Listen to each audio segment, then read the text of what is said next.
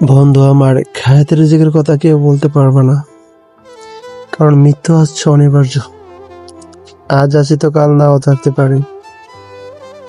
তবে সবার উদ্দেশ্যে একটা কথাই বলতে চাই আমি, অন্তত এই অন্তত এই দুনিয়ায় আখিরাতের কথাটা কেউই মনে রাখতে চায় না। সবাই যার যার তো ব্যস্ততা দেখায়। আসলে কি দুনিয়াটা তাই? তো আমি ভাইদের উদ্দেশ্যে একটা কথাই বলতে চাই, জীবনে যা কিছুই করেন অন্তত নামাজটা ছাড়েন না আপনারা। এই নামাজই হচ্ছে আমাদের মুসলমানের গুনাহ মাফের একটা সুযোগ।